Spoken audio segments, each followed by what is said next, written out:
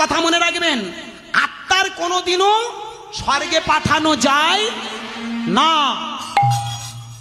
আত্মা ভালো করে ভেবে দেখবেন, হুইজ আত্মা? আত্মাটা কে? হোয়াট ইজ আত্মা? আস্তে, আত্মাটা কি? এগুলো আমরা যদি না জানি তাহলে আমরা ভুল করে ফেলবো। আত্মাটা হলো, আত্মা মানেই তো ঈশ্বর নাকি? আত্মা মানেই তো ভগবান। ভেবে দেখবেন, আত্মাকে আজও পর্যন্ত আমরা কেউ চোখে দেখিনি। দেখেছি কেউ? কেউ চোখে দেখিনি। তাহলে আত্মা মানে যেটা নিরাকার, যেটা চোখে দেখা যায় না, অথচ তিনি সর্বেশ্বর্বা। বলুন, আপনার ভিতরে যেটা ছিল ও সর্বেশ্বর্বা না? যতদিন ছিল কত দৌরাত্রি করেছে, আর যেই চলে যাবে সেদিন পর থেকে হরি বল। তাহলে সেটা কে?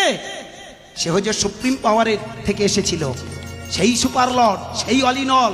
তাহলে সেই বস্তুটার আমরা পাঠাবো স্বর্গে? ভুল ধারণা। যে যার কর্মগুণে সে পৌঁছাবে তার স্থানে। এখানে আরেকজন পিণ্ড দিয়ে স্বর্গে পাঠাবে, এটা ভাঁওতাবাজি ছাড়া কিছু নয়।